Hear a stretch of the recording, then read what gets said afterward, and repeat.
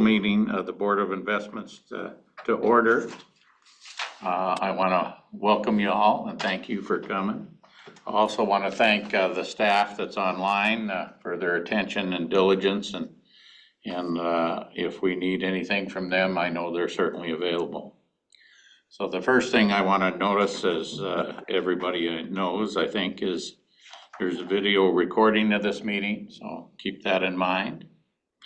And the next thing is, Savannah, could you do a formal roll call for us? Happy to do that. Good morning, Mr. Chair and members of the board. Jack Prothro. Here. Cindy Youngkin. Here on Zoom. Porter Bennett. Absent. Tim Kober. Here. Maggie Peterson. Here. Mark Berry. Here. Jeff Meredith. Here. Dan Trost. Absent. Dwayne Iverson. Here. Representative Bob Keenan. Here. And Senator Jeremy Travis. Absent. We do have a quorum. Thank you. Thank you, Savannah. I'll put a comment here that there's a place here in our agenda for public comment on issues before the board. Is there any public comment? Is there anything online there that I'm missing, Dan? No hands. No hands, so we don't have any public comment. Just for a minute here, I'd like to recognize Representative Bob Keenan. Thank you for attending our meetings. Bob has been on this board before as a legislative liaison, so we'll see if that training took or not. And so again, we want to encourage your participation in any questions you may have, either in the formal meeting, or staff is certainly available for any concerns you have. I think what you may not know, some of us here, and so what I'd like to do is just have us introduce ourselves for a minute to Bob, and Bob can tell a little bit about his background too. And so I'll just start it off. I'm Jack Prothro. I've been on this board now 20 years. I'm a retired banker from Great Falls. Mark Berry, been on the board. This is my first go around on the board, and hoping that I get reappointed. You know me, I was former CFO for Montana State Fund, and now retired. I'm Maggie Peterson. I'm the second longest serving member on this board now. Geez, that's tough to say. I am a retired Vice Chancellor for Administration and Finance for Montana Tech. I'm Dwayne Iverson. I'm a CPA trying to retire in Shelby. And I've been on the board roughly a year. I'm the newest member prior to you. So. John Putnam, I'm the Chief Investment Officer, and I've been here not quite as long as Jack, but almost 20 years in January. And I've been CIO for almost 5 years now, which seems kind of crazy. But I did a bunch of stuff, various positions before that here at the board. So I'm Tim Kober. I'm on the faculty of Montana Tech in the business program, mostly accounting. And this is my first go around on the board as well. Okay, and then Bob, Cindy, you want to introduce yourself? Hi, Bob. If I knew you were going to be there, I'd have driven up just to see you. So Bob and I had the pleasure of serving together in the 99, 2001, and I think 2003 sessions. And I'd say we probably know each other pretty well. But I have been on the board of investments only a year and a half, and the learning curve is only down to about 89% instead of 90 now. So thanks for being there, Bob. Appreciate it. And Jeff. Yeah, Jeff Meredith, work at Glacier Bancorp in Kalispell. This is just coming on the end of my first term. Yeah, nice to meet you and look forward to working with you. Okay, and then finally, Bob. Thank you all very much. I was legislative liaison when I was in the Senate. That would have been, I think, 8 or 10 years ago.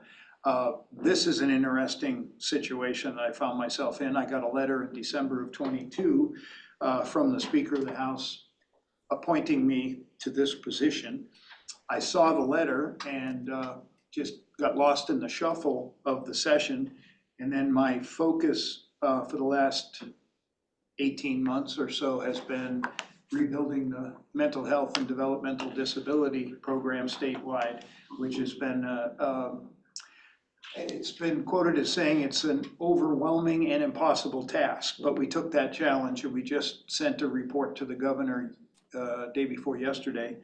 But as it relates to this, the paperwork somehow got overlooked to notify the executive director that this appointment had been made. And it wasn't until I talked to Mr. Villa a couple months ago that it came up. And so here I am again, but I did not file for office. I first served in the legislature in '95. I did 4 years in the House and then 8 years in the Senate. I was termed out for 8 years. I came back to the Senate for 8, and then knowing that this mental health crisis was going to come to the surface again, I decided to run for the House for one more term to offer my services in that area, because back in '99, I was in the legislature when mental health exploded after a private contract with Magellan Behavioral Health out of Baltimore, Maryland. And that was a 5-year, $400 million contract that didn't go well. So it fell on my lap to fix that system. And it's a dynamic system that is impossible to fix, but nonetheless, we got away from the managed care part of it and moved forward, and it ran pretty well.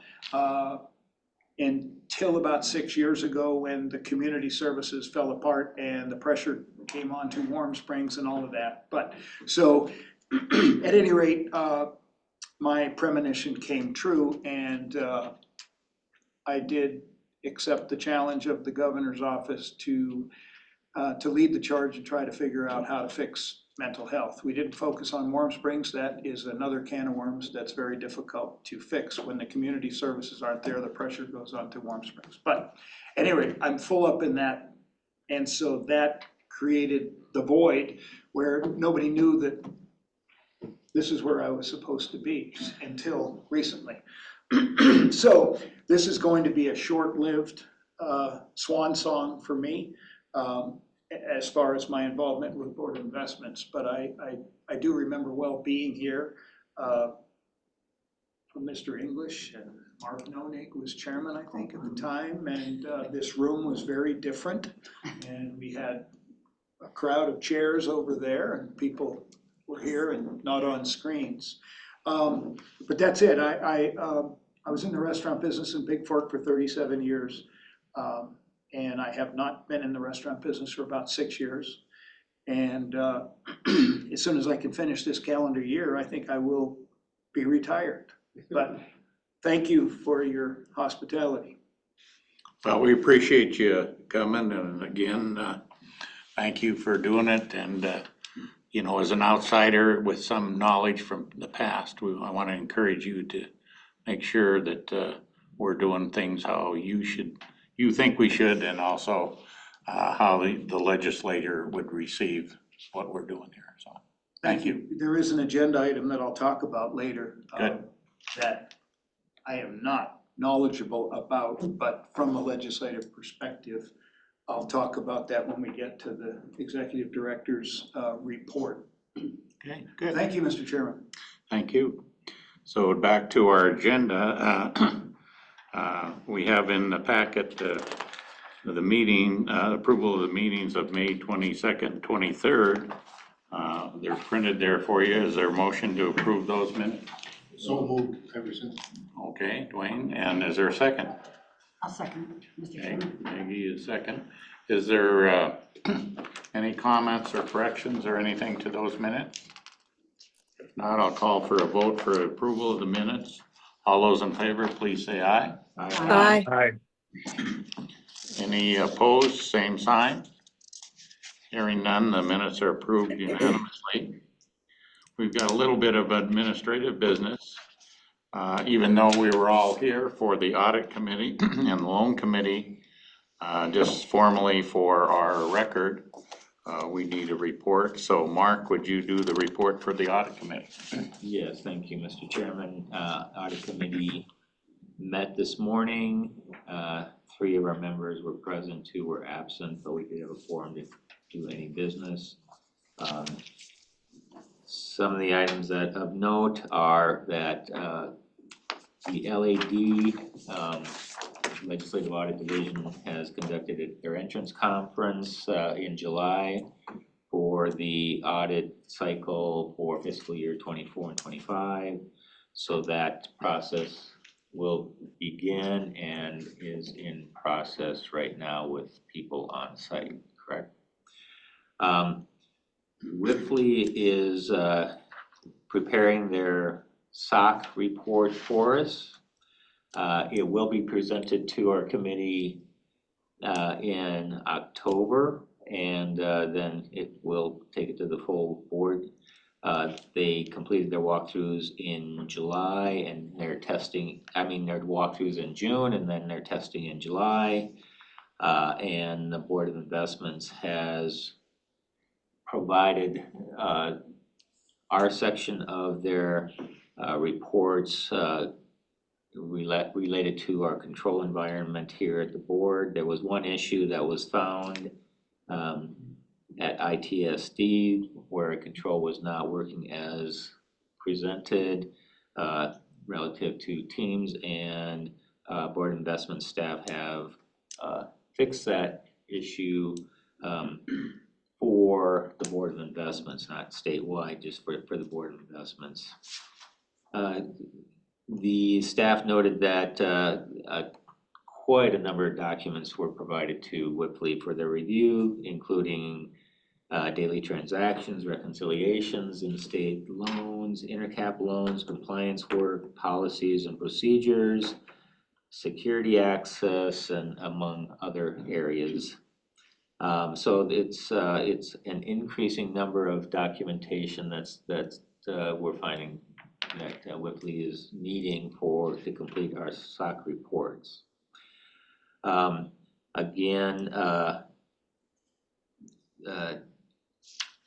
then another item on the audit checklist that was noted to us is that our staff have reviewed SOC reports from our third-party service providers, and no deficiencies were noted by our staff. It's been a fairly quiet summer for us in the audit committee.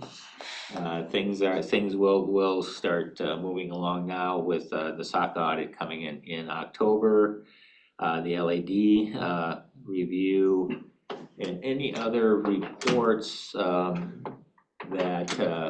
are coming to the Board of Investments will mainly be provided not necessarily to our committee, but to the full board, and any relative policy decisions that need to be made will be brought to the board. That's all that I have. Any questions for Mark? Hearing none, thank you, Mark. Maggie, do you have no report for HR? I don't, I'm sorry to say. So you think Darn. Mark was taking it easy? And then, That's why I switched chairman positions. and so Jeff, do you have a report for loan committee? Yes, the loan committee met earlier this morning. 4 members were present, 1 absent. Items to note, specifically round 3 of the down payment assistance program is set to open up this coming Friday. The anticipated amount of funds to be dispersed is 30 to 35 million. The expectation is that those funds will be reserved and dispersed prior to the end of the year. That down payment assistance amount in that range of 30 to 35 million is expected to generate approximately 100 million of overall economic activity between the bank loans and customer or developer down payments. So it's been a successful program for the first 2 rounds. So I think that'll gain a lot of interest from the businesses around the state and likely spur some activity. So I think it's positive. And that's really all that was discussed. Any questions for Jeff? Hearing none, thank you, Jeff, from the loan committee. Before we proceed, I just wanted to welcome Becky from RVK. Morning. She's at the table here, and we always appreciate the work that you do for us, and we'll look forward to your reports. Do you have anything to say to us at this point? No, just looking forward to performance. It was a good performance for this fiscal year, so we'll concentrate on that a little later in the meeting. Okay, thank you. So Dan normally would report for TRS. I don't think we have anything really pending with them that we need to hear about. So we'll go to Maggie for PERS board report. Okay, we met our regular meeting on August 8th. We had, on the 7th, we had an audit committee meeting. I'll speak to that in a minute. And then we had a special meeting on August 19th to discuss some disabilities that came up and needed our approval. So the August 8th meeting, we had presentations from our annual vendors. That's RVK as our consultant, PIMCO, which is our stable value, and Empower Retirement, who does our record keeping and some advising of employees. We had our ethics presentation by Executive Director Holohan. We signed all of our forms, conflict of interest forms and such. With regard to that audit committee meeting, we approved the audit risk assessment and the audit plan for the upcoming year. However, with that being said, we did lose our internal auditor. He moved back to Missoula after his mother was killed in an accident last year, so he left us. And we tried to get him to work remotely, but we failed. So if anybody knows any auditors looking for a job, we are in search of. We don't. There are none here. Yeah, I'm just putting it out there. There's some So, legislative ones down. Yeah. well, there you go, maybe. The legislative auditors are dependent on our internal auditor for information, so. Anyhow, the other things we discussed at our meeting were our general revisions, legislative concepts for the upcoming year. It just seems like it's going so quickly and already coming around to that, so. What was the other thing we did? Oh. We came up with a concept for reducing employer contribution forfeitures for the defined contribution plan. And what we had spoke to and agreed to, I guess, is that we would give those forfeitures back to the employers. Because right now the forfeitures are keeping us in a position where there are no fees. We have a fee holiday that's been going on and on and on and on. So the best place to take those forfeitures, which they are employer contributions that are being forfeited, to go back to the employer. I think we did a 3-year look back, and that's what we're going to refund. So I was trying to think. You're gonna give money back to employers. Hey, we are good. Get that from PRS. The other thing we did is we did a budget review of the prior year or the upcoming year, but we talked about prior year, and it looks like we were a little over $3 million that we reverted to the. Do you have that, Dan, at all? Over $3 million that we revert to the trust fund. Right, you sent money back to the trust. Because we didn't use all the amount allowed, so. And of course, we had our closed hearing with regard to the disabilities, which are very, very time consuming and made this meeting a little longer than normal. Usually pretty quick on those meetings, but it was a long meeting, so. That's my report, Mr. Chair. Okay, thank you. Is there any questions for Maggie? Hearing none. The next part is Bob, you're on again if you'd want to tell us some things. You don't have to comment either. No comment. Okay, I'm good. I'll wait until the executive director report and then talk about a memo that was included in there that I took the legislative audit and said, is there something, should I be a liaison with the legislature over this particular issue? So I'll report out at that point in time. Perfect, thank you. So I guess if we've gone through that, that's pretty much tab 1, Dan. Okay, So we'll go to tab 2, Dan Villa's report. so tab 2, I will start with introducing Austin Kolb. He was one of our interns. He's gonna stay on with us through the fall semester as he finishes up his year at MSU. So Austin, you wanna introduce yourself, talk about the summer and what's next? Yep. So I started here, I was introduced to a couple of you guys, I think, at the Loan and Audit Committee. That was Dan that introduced me because I couldn't get my mic to work. You guys remember that? But I started underneath Dan and I'm moving over to the investment side for the fall. So excited to kind of see a different side of the house. You, from what school? I go to Montana State. And you get to spend the fall up here in Helena. Yeah, I'm remote 4 days a week and then come up Okay. typically Fridays, but Wednesday this week for the meeting. Okay, so welcome. Thank you. We didn't scare you off, that's good, Dan. No, Not yet. we're scary to everyone else, not people that work here. And then just, we had Rob supervise the interns this year. As you remember, Rob started as an intern. We built our pipeline early. We actually had Olivia from Tech. She was on the accounting side. She's not yet ready to graduate, so we had a conversation with her about coming back on the investment side next summer. So trying to build the talent pipeline before we have the vacancies, so we know who to call when we do have the vacancies. Mr. Villa, if I may comment, it's equally important to develop an accounting pipeline too, as Yeah. This year we had 4 interns. We had 2 in investments, 1 in accounting, and 1 in what I'd call management loans, building ops. Give everybody a little bit of flavor for what we do. John will comment later, but it was one of our best batches of interns. Other than the 2 that work here now, these ones were great as well. So we'll keep building that pipeline and keep expanding. First time we've had someone from Carroll and first time we've had someone from Tech. So try to. Oh, that's right. Yeah, I know you guys outranked me. Second item, monthly snapshot. Question for the board. Is that useful?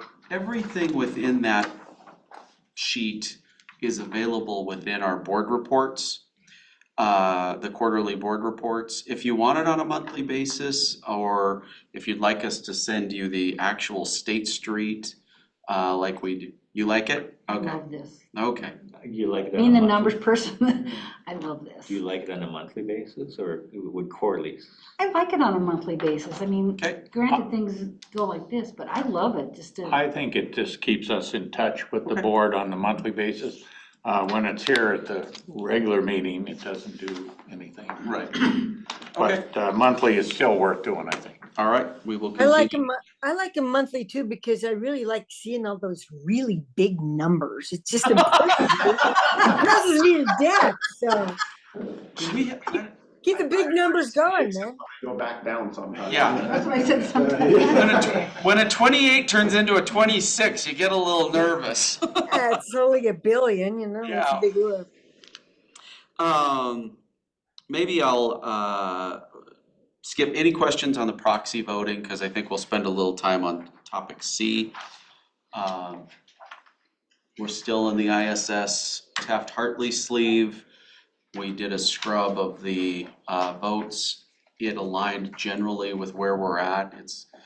The ISS standard is very much a management-centric, and Becky, please chime in. ISS is basically you vote with management.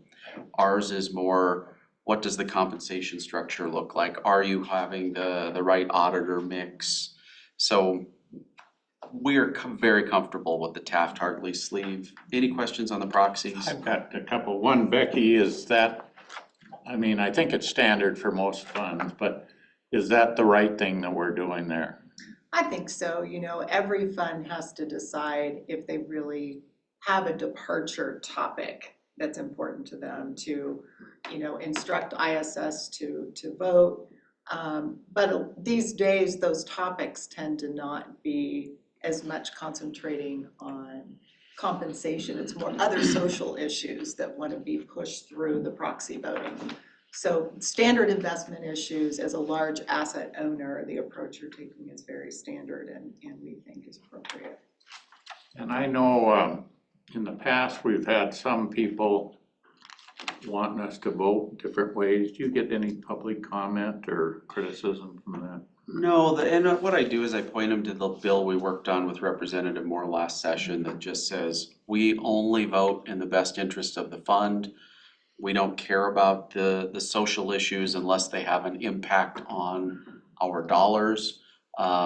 Typically, that's mostly the governance side of things where you're not rotating auditors as frequently as you should. You don't have enough independent board members as you should. Your compensation package is out of line.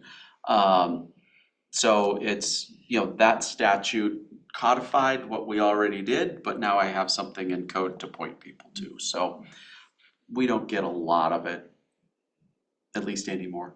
Good. Anything else on proxies? Okay.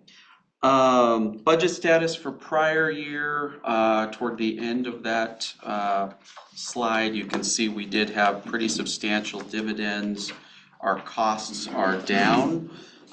We started at about 33 basis points in fiscal 2018. We're down to about 27 basis points in expenses for the board. You can see our dividends for last year were pretty substantial, just about $1 million of our total $6-point-some million budget. So expenses are under control, happy with where they're going, which is a good segue into the budget proposal for fiscal years 26 and 27. So, these expenses, that's just our operational expenses, that's not the investment. Right, so we break out 3 expenses for the purposes of financial reporting. 1, the manager expenses. 2, our expenses. And 3, the custodial banking expenses. So you'll see from CEM next month the investment expenses. And then you'll see in the audit report every year, those 3 are broken out by line item in the Blue Book LAD audit. How does that 27 basis points compare to other states? Can you advise us on that? CEM will tell us next month. Okay. That's the point of the CEM. I'll wait till report. next Yep. month. Yeah, and a lot of plans use CEM for that very purpose, to look at 2 pieces, Okay, performance and fees versus other. okay. Ann doesn't want to brag, but I think we're gonna look very good because It's, I was giving him an opportunity. no, then there'll be that 1 year where all of a sudden there's a bunch of legal expenses that pop up on you and your expenses go to hell. So you have 2 memos in front of you on the budget. The first was, I won't get in, again, I will get into as much detail as the board and the committee members want. The premise of the first memo was, we as a fiduciary have a fiduciary duty, and as a fiduciary, our budget should be treated as a fiduciary fund. Working with the governor's budget office on that, we started at fiduciary, we were approved for fiduciary, then more people got involved, and they moved us to an enterprise fund. Then after more people got involved, we went from an enterprise fund to we need a law to change you to an enterprise fund. We at the board disagree. I mean, if you read the statute, fiduciary fund, I will read the statute. Fiduciary fund category, which includes trust and custodial fund types used to account for assets held by state government in a trustee capacity or as an agent for individuals, private organizations, or other governmental entities or funds. These include the private purpose trust fund, investment trust fund type, pension and other employee benefit trust fund type, and custodial fund type. So we are by Article 8, Section 13, custodian of all of the state's assets. And under 17.6205, any local government may choose to put assets with us as well. About 20% of the totality of the STIP portfolio is local government, university, or school district funds. All of the pension funds are owned by individuals. They are the beneficiaries, and we have to work on their behalf. So the premise of us being a proprietary fund, both A is more costly because as a proprietary fund, you keep 60 days working capital, you draw it down on a monthly basis, you park cash, and that cash is no longer invested in CAP or trust fund or others, it's in STIP, and you lose revenue for our participants. Thus the proposal to go to a fiduciary or an enterprise fund type. Based on the most recent communications I've had with the budget office, they're asserting that we would need a statutory change in order to get there. So the second memo is the sort of old school way of doing it as a proprietary fund. What we've done is taken our costs. We've not increased, I guess the premise of it is the building blocks of our budget, BOI costs, and then DOC costs, and then DOA costs. So things like ITSD, Sabres, HR, those sorts of things. So we started at, we don't need an increase in our budget. We continue to manage our costs, all personal services, the rest. We're fine. Department of Commerce costs. The budget office has made the determination that we will no longer pay the Department of Commerce to process our invoices. We were paying about $712,000 a year, $569,000 budgeted for them to process our Pro cards and enter things into Sabres for us. They made the determination that we can do that in-house ourselves for less than $500 and some thousand a year. So that cost will go down. But then the D of A costs have gone up. So that's why you see the number not as small as it otherwise would have been. We got the rates from the budget office for the Department of Administration. Last biennium, there was a holiday for risk management and the insurance pool for the buildings. That's back. So we had to build that in, and then there's higher ITSD and Sabres costs built in. So the number you see is reflective of our costs that have remained steady for the last 4 years, plus the new Department of Administration costs. And then I added that language down at the bottom that said, if there's additional costs that come down the pike, and I'd give you an example of the Adobe contract. So ITSD, the Adobe contract with the state expired. They then sent out a memorandum that said, oh, every agency has to make up the difference in that. Well, we're budgeting to the dollar what we actually need, so we built in the trap door that if someone else increases costs, we then have the ability to go recover those costs as opposed to eat into operations. Those are the two memos that are before you. You as the board have to decide what and how we submit. Because this goes to the budget office for EPP, and then they can take it or change it, whatever the executive decides to include in House Bill 2 or not House Bill 2 if we're in fiduciary or enterprise fund. So a lot. I know Representative Keenan has thoughts, but I'm happy to answer any questions before or after his conversation. What's the rate difference between DOA and DOC? Peg, do you have it's by service type for DOA. So HR is this and Sabres is this. We'll send you the breakout. Commerce was just for every dollar in payroll, you spend 13.5 cents comes off for every dollar in payroll to go to them. And we're unusually high in payroll compared to other agencies. We were about 10% of the FTE for Commerce, but we're 30% of the indirect. So we were subsidizing everybody else. Yep. What we have done based on legal guidance is changed who pays those indirects, because the pension funds and the state fund and others Their dollars can only be used for the direct benefit of the beneficiaries. So as of now, the treasurer's fund is the only one paying the indirects to Commerce, because paying for the marketing team at the Department of Commerce has nothing to do with rates at state fund or benefits paid to teachers. There's a disconnect. So we changed the cost allocation to get us within compliance with law. So it's more like a menu from the Department of Administration then?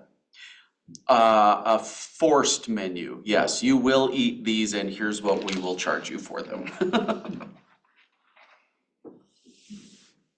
Dan, we no longer have Department of Commerce running our payroll. They still run our payroll through the end of this fiscal year. The transition will take place beginning in fiscal year 26, and then we'll start running things based on the budget as it's built. We do HR. And we already do our own HR. The only thing Commerce does for us on HR is actually key it into the Sabres HR system. They don't recruit, they don't set salaries, they don't do our pay plan. All of that's done in-house.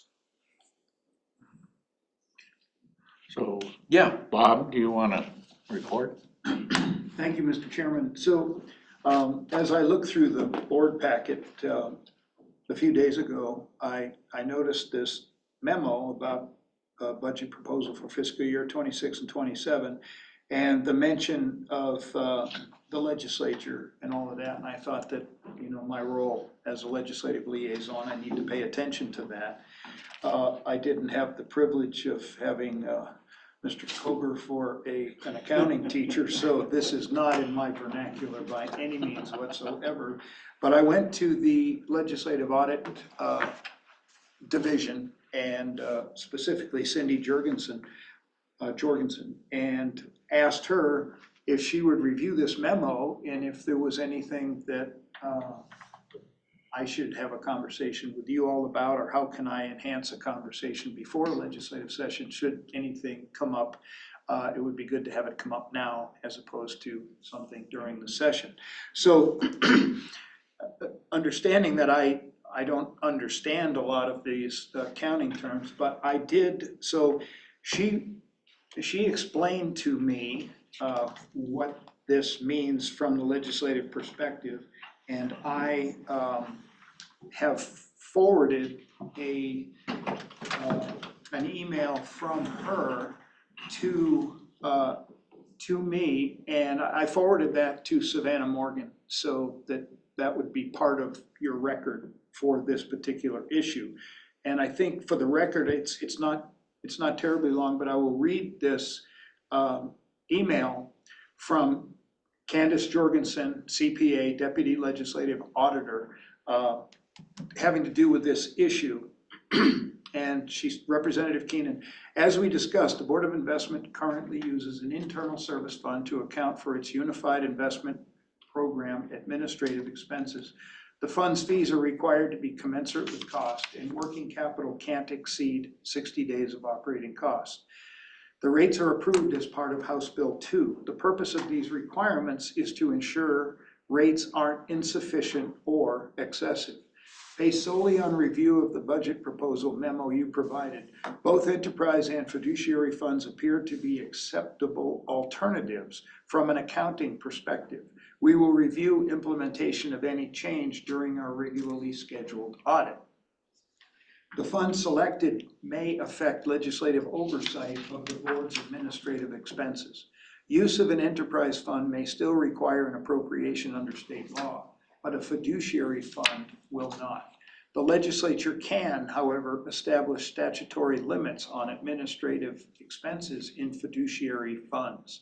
For example, by law, the administrative expenses of the retirement system can't exceed 1.5% of benefits paid. Please let me know if you have further questions. Signed, Cindy Jorgensen. So I just wanted to do my duty as the legislative liaison and report out to you that this conversation, that we had this conversation, and I would encourage Mr. Villa and perhaps Ms. Jorgensen and the auditors that are here, I gather now, to help sort this out from a legislative perspective. Thank you, Mr. Chairman.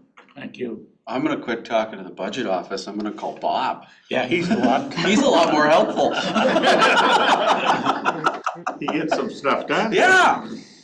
So there's your options. There's your menu. I think if we were to get 1.5%, the same that the pensions get, that would cover us forever and always, no problem. That's, how would you like me to proceed? So once again, what, you mean A, B, C, D? So As far as Director Villa, submit us as a fiduciary fund with a statutory or some form of cap in order to meet those sort of legislative oversight provisions. B, enterprise fund. We already have one enterprise fund within Louise's program. The Municipal Finance Consolidation Act intercap is an enterprise fund. The efficiency we could gain under either of these scenarios is, right now we have to prepare 2 sets of financial statements. We have the UIP and the enterprise fund.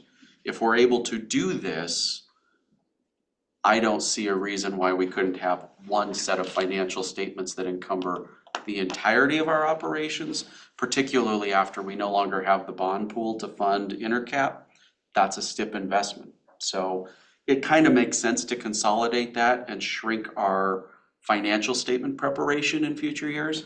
Or 3, I don't know if I went with A, B, and 3, but A, B, C is submit the sort of regular old, here's the rates, proprietary fund structure. So A is fiduciary fund, Correct. then you would still have a fiduciary and an enterprise fund. Correct. So you still have 2 financial reports. That would be something I'd want to explore if as a fiduciary fund, because the statutes have not been amended since we revised the funding structure for intercap. Intercap is no longer issuing bonds every January in order to finance their operations. They're a STIP investment. So it's a little bit like the coal program and the loan program Doug runs. He uses coal trust dollars, Louise uses STIP. So both of those pools are already within the board. So I would argue, and Dwayne, tell me if I'm wrong here, and Tim, if they're from an accounting perspective, the fund types, the purposes are all within the same BOI funds. That all of the assets are not separately held, there's no trustee, it's STIP and coal to finance the operations of the loan programs. Okay, so then the loan programs, we folded into a fiduciary if we can get that way. The coal loan program would regardless. Okay. The enterprise fund, the only kicker with the enterprise fund is the statute says that the Municipal Finance Consolidation Act will have separately prepared financial statements. So we would need a statutory change under either fiduciary or enterprise to eliminate that on a go-forward basis. So A is fiduciary, B is have it reported as an enterprise. Correct. And then you could combine the statements. A question I have is, in the enterprise account, do you get an appropriation for that? No. Enterprise fund is you charge to your costs. And you have to charge to your, as Bob said, fees have to be commensurate with costs. So if So go ahead. If the investment program was an enterprise, would we need to go to the legislature for appropriation? No. Is that your understanding? Okay. But it's clear in statute that fiduciary would not require appropriation. Fiduciary and enterprise do not require appropriation. Okay, but statute defines proprietary, enterprises is a proprietary fund type under statute, if I read the statute. Both are proprietary fund types. The difference is, as an internal service fund within, so it's all within 17.2.102, Part 3, or Part 2 or Part 3. Enterprise is Part 2, fiduciary is Part 3. The way that our current proprietary fund type is structured, at the beginning of every month, we have a cost allocation, we charge everybody, we pull the money into a STIP account, we hold the cash, we hold the 60-day working capital. We're uninvested with that cash outside of STIP. So CAP is losing money and trust fund is losing money. We pay our bills and then we take another draw. At the end of the year, we now do dividends because our expenses don't align with our rates. And there's no way to sort of fluctuate that within the current setup with Department of Commerce. So, if we wanted to maximize investment income for the participants, I would recommend fiduciary fund with some form of, cannot exceed X percent. Pensions are at 1.5, because to Bob's point, if we were to just go in and say we're a fiduciary fund, the legislature would not have a good time with that. Are you proposing then going to the legislature to specify? I don't believe we need to go to the legislature to make that change. Because the statute already defines fiduciary and includes investment type as a description of a fiduciary. Correct. So you need a decision from the board on which way to proceed. Yes, and if you were, Donnie? I guess the way I'm seeing things, just listening, okay, is basically the enterprise fund is our management services we're providing to the investments. Okay, and then basically the enterprise fund gives us the ability to operate like a business, let's say, within government to provide that service. So it's like an investment manager that we're hired in order to process all that type of stuff. fiduciary and enterprise would both be, yes, that's an exact way to put it. Like within our enterprise fund now with Louise, there's a certain charge in the interest rate to pay our expenses. The rest of it is the investment return for STIP. That's exactly right. You know, and so I mean, if you look at that, because the funds don't belong to us. The state's holding them as a custodian, you could say, or whatever. Exactly. And we're just being hired to manage it, and so that's really what we're looking at, is that management function. It's whatever allows us the ability to do it. Question I have, does either one of them get affected in regard to if the ARPA funds came to us? It wouldn't make any difference whether a fiduciary or an enterprise, would it? No, because the premise of the board is we have a fiduciary duty to every dollar we have. Whether that is invested in a pool or in our administrative bucket, our administrative cost bucket, we can't just go spend money for the sake of spending money. But that fiduciary duty applies to the enterprise fund too. It applies. That's what you're performing as a fiduciary duty. Right, because as I mentioned, the enterprise fund currently is using STIP dollars, who we have a fiduciary duty to. So our underwriting of those loans, making sure we're in compliance with law, making sure we have a reasonable expectation that we're gonna get paid back, are all a critical component of performing that fiduciary duty. But the other side of the fiduciary duty is we have a responsibility to minimize costs on the participants. That is one of our key, not one of our key, but that is a critical component. We have to spend what we have to spend to make sure we fulfill our duty. But we should be hesitant to increase those costs. We need to do our fiduciary duty as efficiently as we can do it. Exactly. Is really what we're talking. Yep.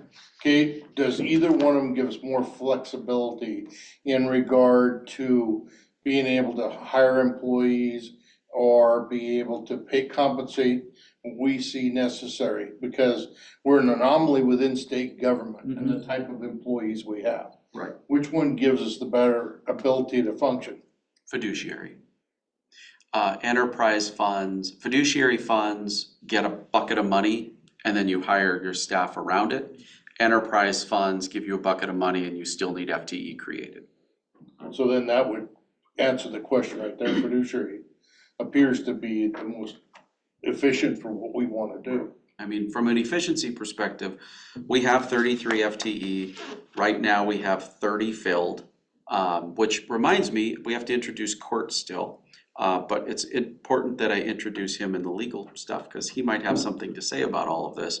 But we have 30 FTE of our 33 filled. So we don't have, the legislature, and Bob can speak to this, would look at it and say, well, you have 33 FTE, you're not using them, we should cut your budget, we should take those FTE away. But from our perspective, we have 33, we don't need all 33, but there may be a point in time that we do, that we have more pacing in private equity, or we have more due diligence, or, we're running on 33 FTE at 28 billion. We were running at 34 FTE at 12 billion. So we've squeezed about as much blood out of this turnip as we can.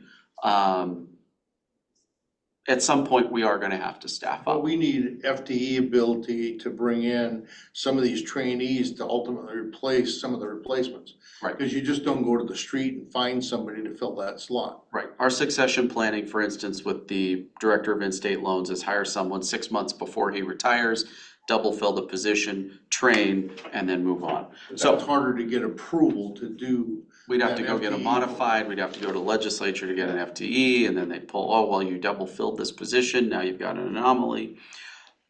I'm gonna pause for a second, and I'm gonna introduce our new general counsel, Court Jensen. We interviewed Court a couple of weeks ago, brought him on board.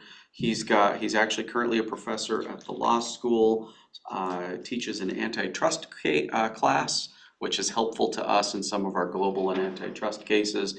But I'm gonna do two things. One, I'm gonna have Court introduce himself because I'm an idiot and forgot it earlier. But two, I'm gonna have him give you his legal opinion as to where our appropriate fund type may be. So, Court, you're up, sorry. Greetings, I operate on the Voldemort rule. Once Dan started summoning my name 3 times and I have to appear. I am your attorney. I don't currently teach antitrust. I used to teach consumer protection and antitrust. I currently teach agriculture and food law because I worked for the Department of Ag for the last 15 plus years. Before that, with the Department of Justice doing consumer protection and antitrust work. And then before that, admin, because consumer protection used to be an admin. So I've been a state attorney for over 20 years. Saw the opportunity to come here, and because I'm getting close to my retirement, I thought might as well get closer to the money and make sure it doesn't disappear before I really need it. When looking at the funds, part of it is to look at the legislative intent. And part of it is because you are a fiduciary, in the true sense of the term, there is just a good mental linking between fiduciary fund, why it's listed in code, why it lists a lot of the money that you already handle, and that may have been the legislative intent. In fact, I find it odd that that wouldn't have been the legislative intent, that you'd want to be a fiduciary. When it gets to the nitty gritty of, do you need an FTE? What sort of pay discretion do you have?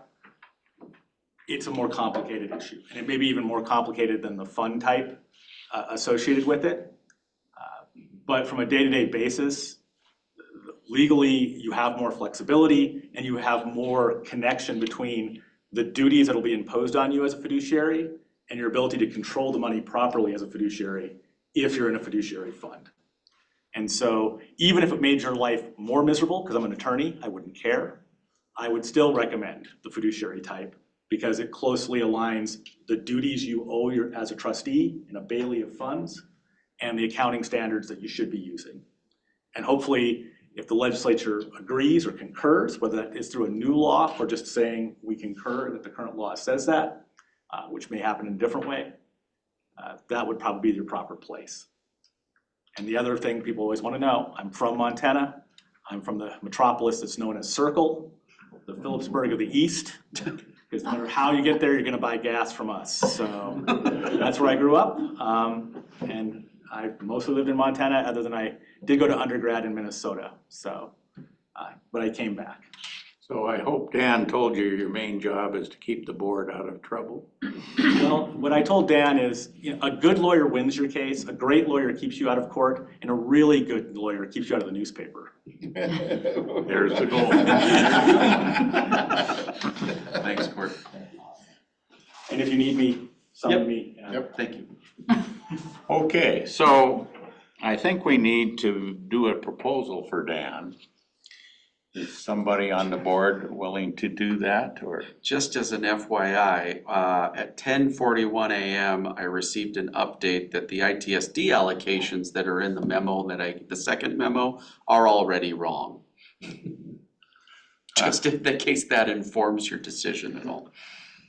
So I guess one question I have is if we elect to go with the fiduciary, which appears to be the thing to do, can we seek an opinion that if we have that authority within the existing law then, is what we could do, rather than have to go the legislative route If possibly? you direct me to go the fiduciary route, I will exhaust all options prior to introducing a bill. The last thing, I always start it, you know, Cindy, Bob and I have the experience and joy of having gone through a legislative session and seeing you introduce a bill to do A and it winds up doing Q.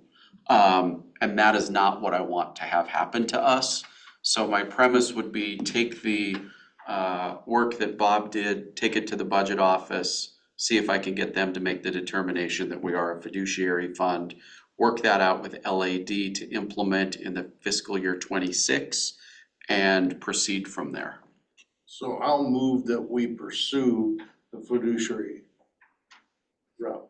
Is that enough authority for you?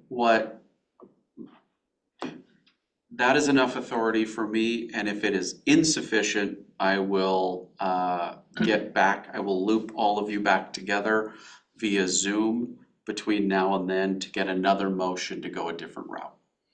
But to avoid, I'd like to avoid Zoom and stuff. So the Maybe we could do a supplementary. So the motion would be, I don't mean to put words in your mouth, but board instructs the executive director to pursue moving the board to a fiduciary fund for administrative expenses.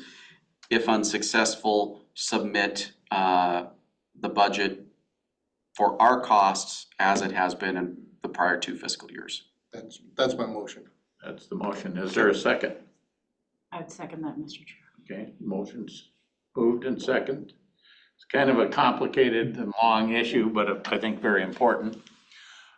Any other comments or questions or anything else before the vote?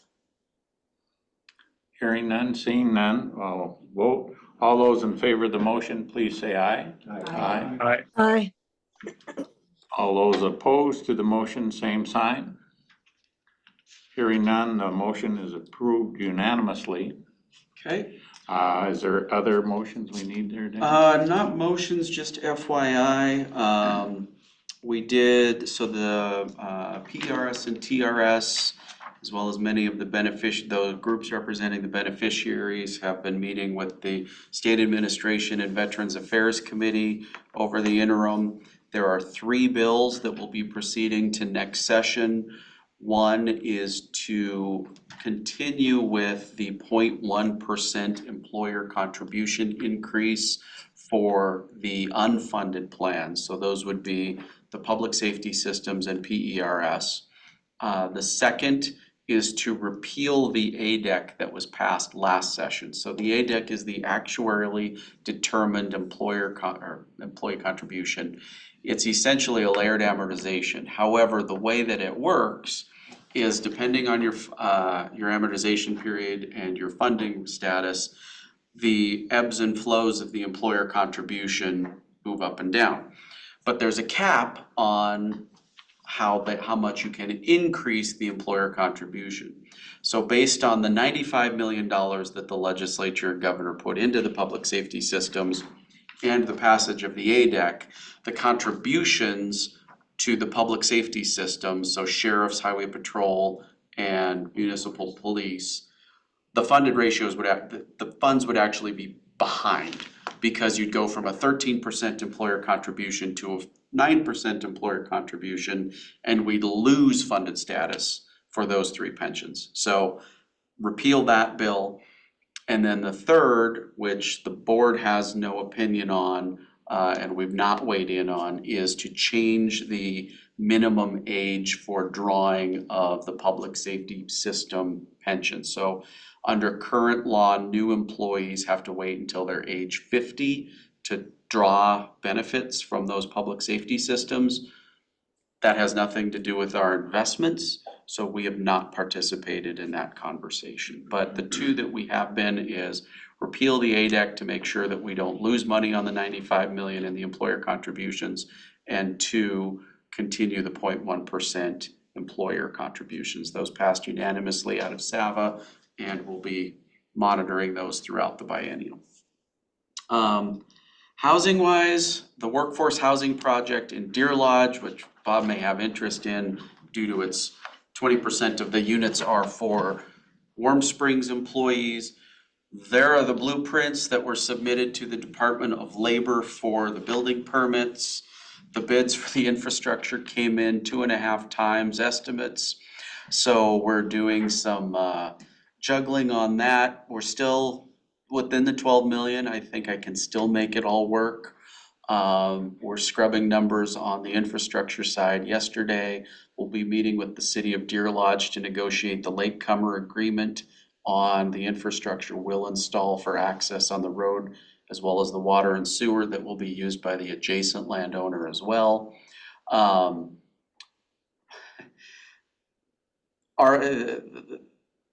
The Army Corps of Engineers has been fun to deal with. Based on aerial mapping, the land we were building on was determined to be wetland. We've had engineers out there 3 times doing core samples. There is absolutely no trace of wetland anywhere in the area. There was an illegal diversion on the adjacent property for hay irrigation that was literally the back end of a Ford truck.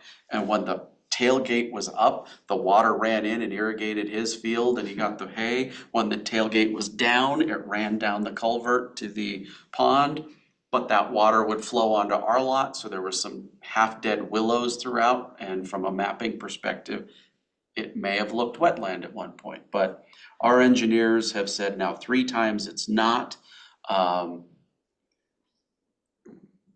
Likely will not wait for final determination from the Army Corps to start the infrastructure installation. Will wait on the actual building construction. And that's it. That's been a summer. One more time, so bids came in. We were anticipating, based on our prior partner, $750,000 for road, water, sewer, up Vigilante, up Aspen Lane into Ryan's Way. That came in at 3 million when the actual bids got in. So costs are up. We did look at the apartments, the townhouses based on apartment costs in similar areas, looking at about $200 a square foot, somewhere in there. Basically I'm gonna need all of the latecomer fees will be our set aside for O&M, is basically how I'm thinking of it. For Bob's edification, the plan on the 5 years lease, so the way that these units will work is we will rent them to the employees for $752, which is the market rate based on the Federal Bureau of Labor Statistics, for up to 5 years. At the end of that 5 years, that employee will get that money back as for a loan to go buy permanent housing. So they'll pay rent.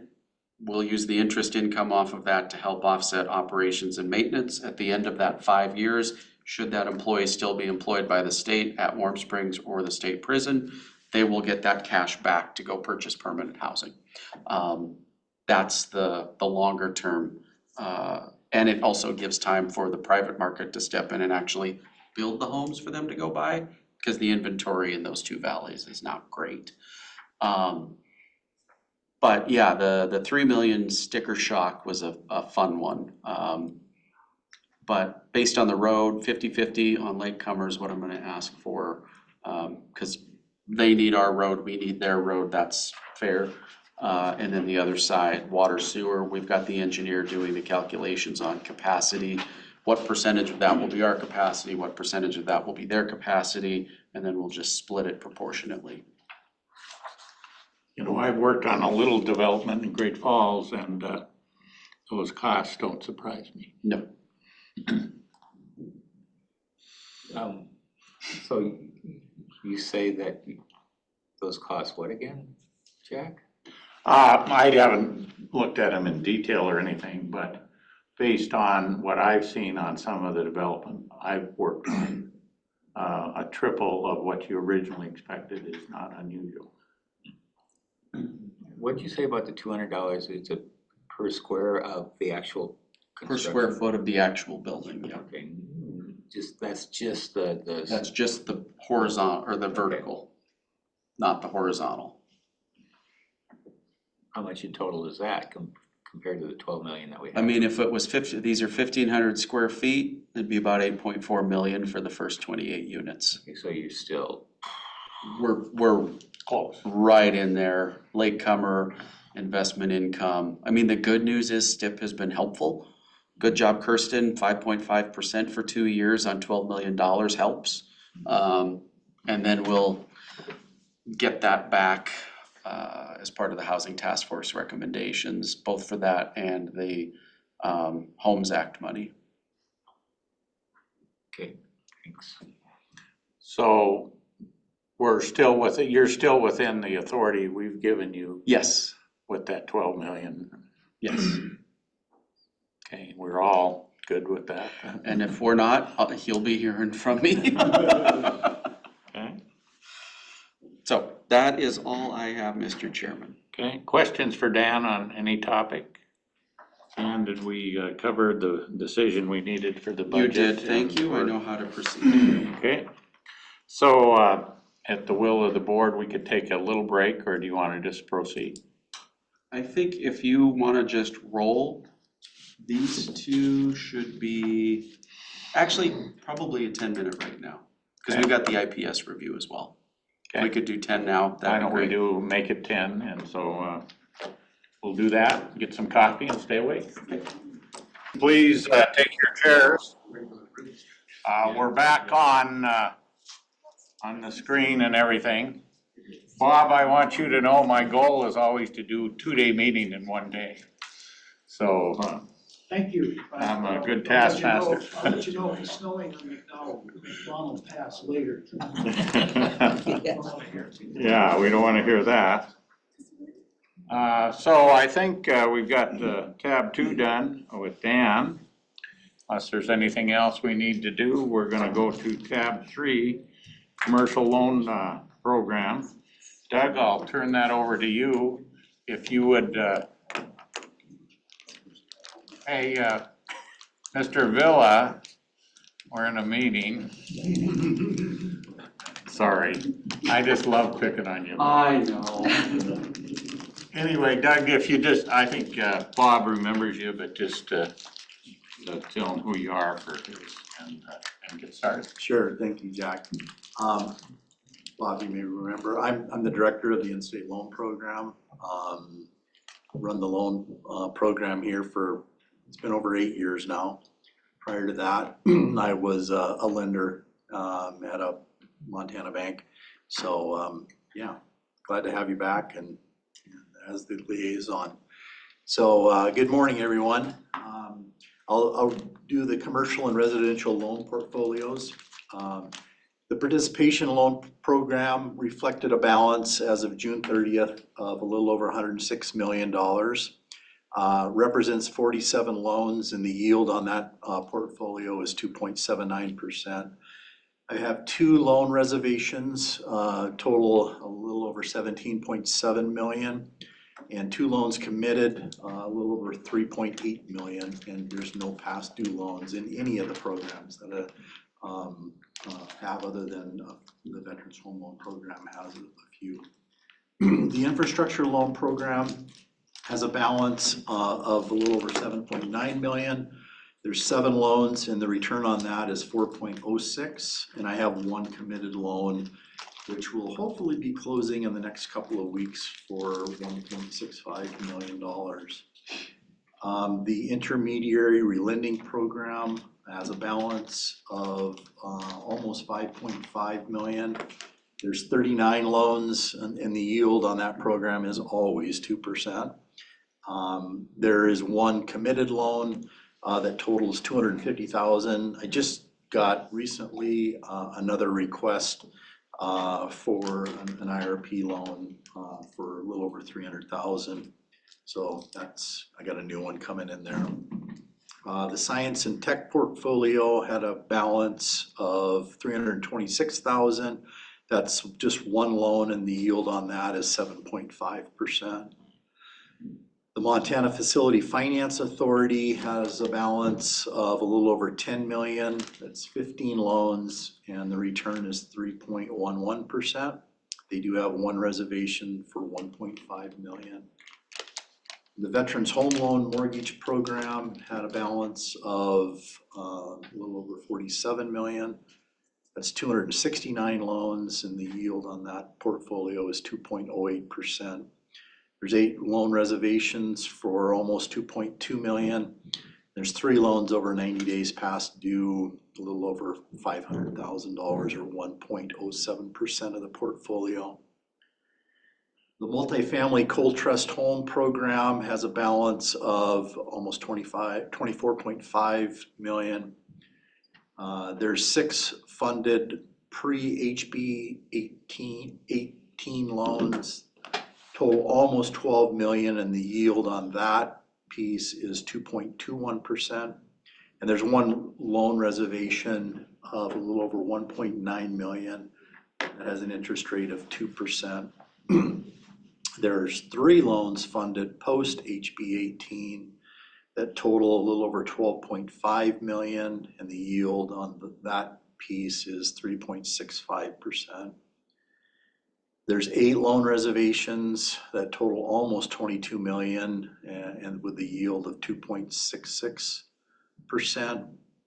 The August minimum rate is 3.51%. And the average Cold Trust investment performance is 4.01%. And there's no past due loans. The residential loan portfolio has a balance of a little over $1 million. There's 32 loans and the return is 6.26%. No outstanding reservations. And then the Montana Down Payment Assistance Program had a balance of a little over 47 million. There's 88 loans. Repayments on those loans don't start until January of 2027. Dan alluded to the round 3 program that'll be starting on Friday at 8 o'clock. We'll accept reservations. So that portfolio will increase shortly here. And then the Impact Fee Loan Program had 2 reservations of 6 million. Currently, there's only 1 reservation for $3 million in that program. So with that, I would open it up to any questions you might have on those programs. Just a point of information, you look at the Science and Tech portfolio, this is the new balance after we worked with the governor's office to pay off the MSU, U of M, and Montana Tech loans with use of the debt and liability free account they established last biennium. So this used to have a yield of around 2%, and it was a 62-year amortization for the universities. But the governor's office paid those off, so now we have the 1 private loan left over from those 1989 economic development bonds that's paying 7.5%, and why would we want to pay that off? As Bob, as you know, a lot of these rates are determined by the policymakers in the legislature. So some of those low rates, it's not that we're giving things away, we're following the rules. Yes, I remember my discussions about that with Mr. Ewer a few years back about the legislature expecting great things from the Board of Investments on one hand, on the other hand, insisting that you give money away. Yep. Hasn't changed. Anything else for Doug? Doug, I always like to ask just the economic environment you're seeing with calls and things, so Yeah. would you talk on that? Well, as we discussed earlier, I've become very popular with the lenders again as a result of the round 3 of the down payment assistance program. So there is activity out there. And so I envision that the money that we have available for the program is gonna go quickly. You may remember round 1, we had 37 million and it took about 5 days to reserve the funds. Round 2, we had 43 million and it took 4 hours to reserve those funds. So I'm expecting within a day that these funds will be reserved. So yeah, there's activity. Question. So on this round 3, is it still gonna have the criteria where they don't start repaying until January 2027? Right. Loan repayments don't start until January 2027. Interest doesn't start to accrue until January 1st of 2027. So good deal for the borrowers that they have no Free money payments. for a while. Yeah, they have very low down payment. So the interest rate's a little bit higher than round 2. Okay. Round 2 was at 1.5% net to us. This round 3 is gonna be 5.75%, which matches the intercap rate. Okay. That was gonna be my question. Anything else for Doug? Thank you, Doug. All right, thank you. Louise? Thank you, Mr. Chairman, members of the board.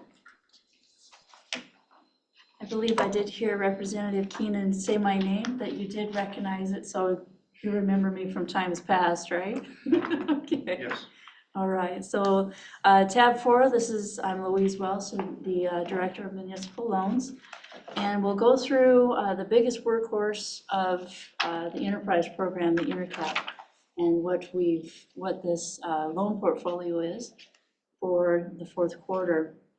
So looking at this activity summary, we had loans in the outstanding of 79 million, pending commitments about almost 35 million. We're using that STIP bond that was mentioned earlier. The outstanding was 75. And then just looking at this, I just want to let you know what we're doing right now. What's the updates on this?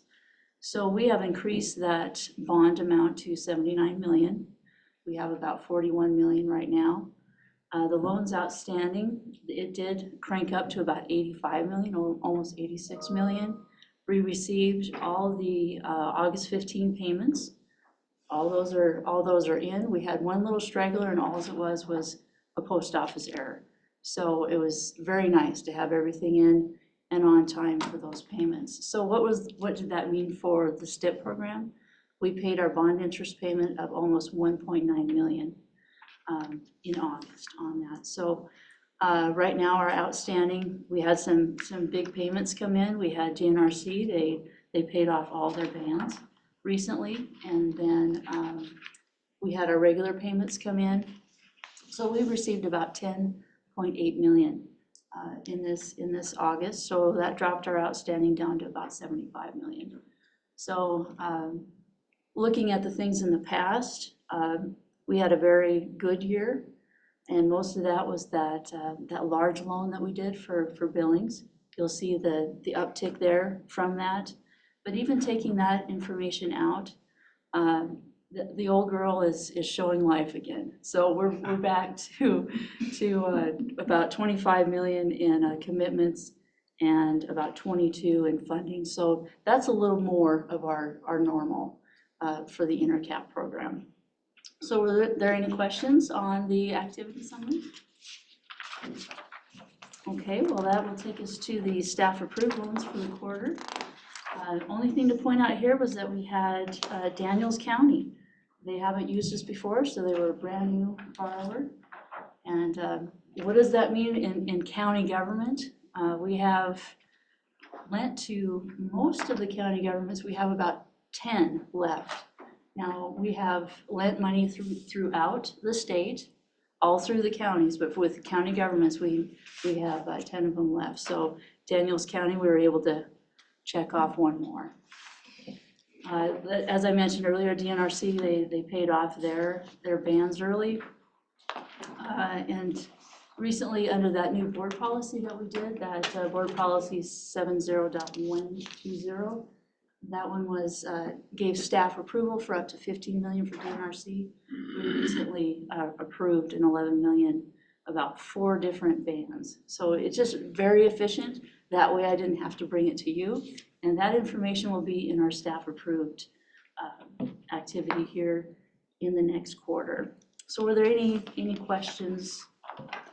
Okay, I have a question. Yeah. With this Hebgen Basin Rural Fire District, it says duplex housing unit, total cost is $880,000. How many units was that? I think it was a 4-plex. 4-plex? Mhm. Okay.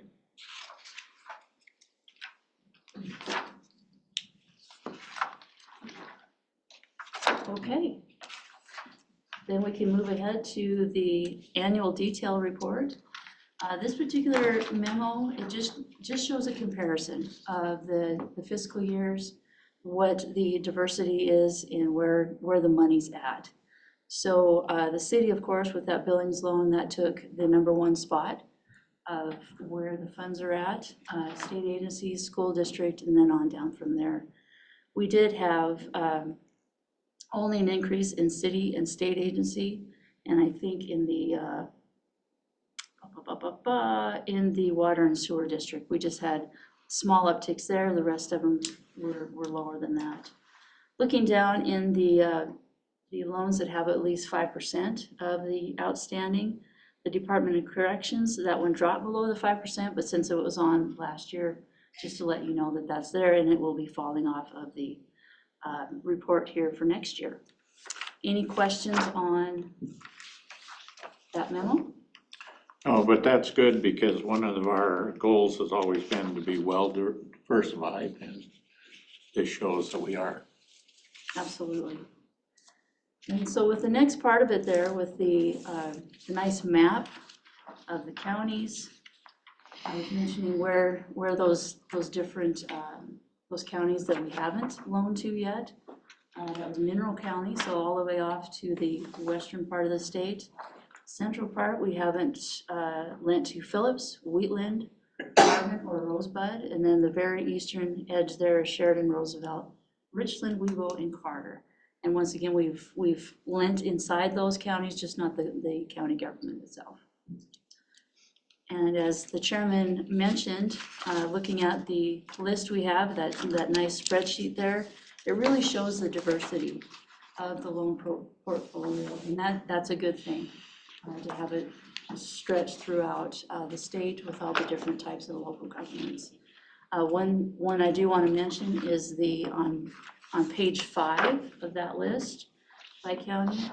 Just wanted to point out the one irrigation district that you folks approved in 2021. And that's Greenfields Irrigation out of Teton County. We had that approved in 2021. And then it didn't fund until 2024. So curiosity there is like, what happened there? We did have the conditions of that loan was to make sure that those easements were in place. It's one of the tricky parts of irrigation districts is to make sure that all the easements are in place. So it took that long due to there was federal government easements that needed to be put in place, and they were pooled in with another project, so they had to wait for that other project. Anyway, so happy days for them. They were able to start drawing on their funds, and they got their easements, and everything's good. So happy to answer any questions on that spreadsheet or anything else about the program. Louise, is there really a town in Toole County called Kevin? Yes, there is. It's Kevin. Kevin, right. Oh, Kevin, excuse me. Who knew? I think there's actually a Russian town, a real one, and it's Kevin. Well, that's appropriate in keeping in line with the names of towns on the Highline. There you go. It was the old original oil patch out there. And funny that you mentioned that, the oil patch being, that was a big funding source. So you'll see that those counties on the eastern part of the state, that's the reason why they didn't need us. They had the money.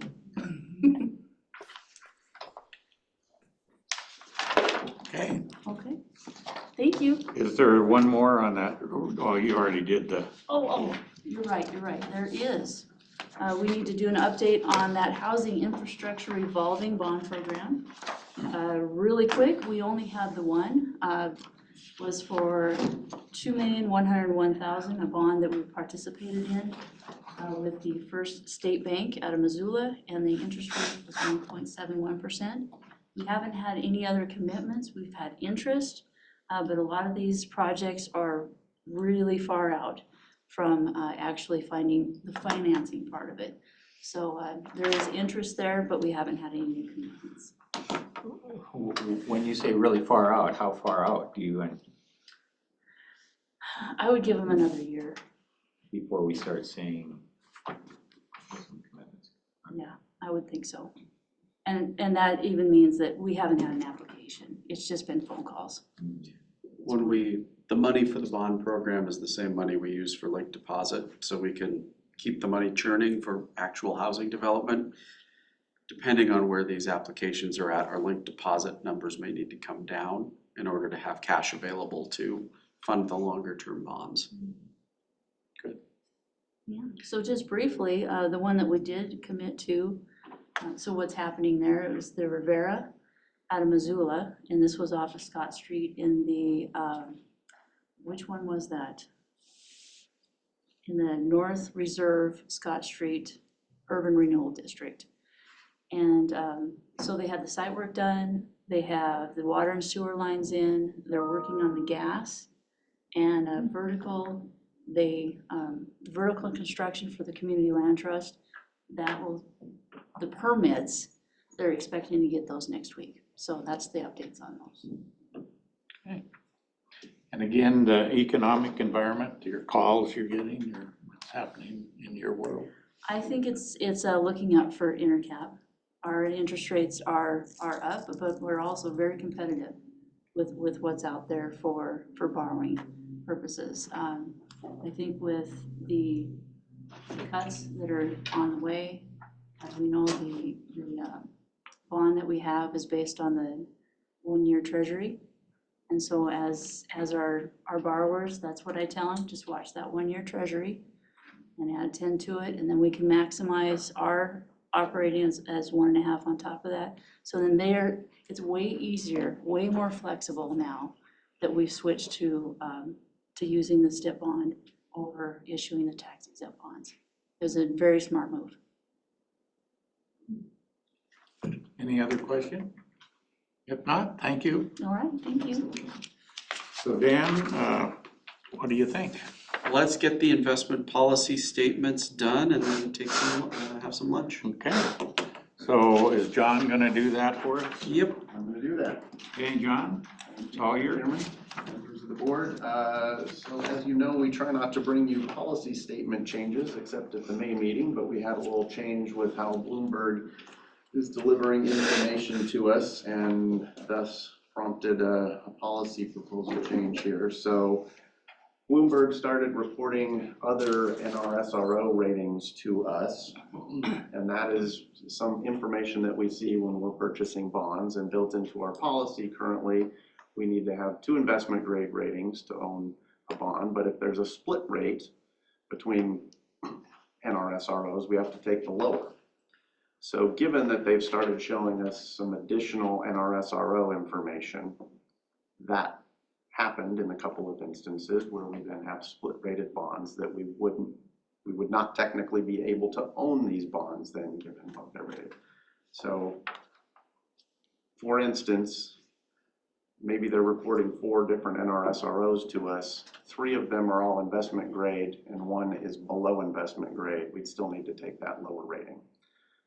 That doesn't really make a lot of sense to us, and as the chairman has asked us many times before, do we trust the rating agencies? No, we do not, which is why we go through our own process of giving an internal rating, which you will learn about more this afternoon when we do the core fixed income dive.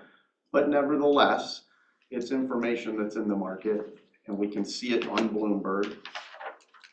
We pay for that information to be viewed on Bloomberg via our Bloomberg subscription. We don't download it, we don't do anything else with it, but it's there and it's written into our policy that we're, at least visually checking that in addition to doing our own research.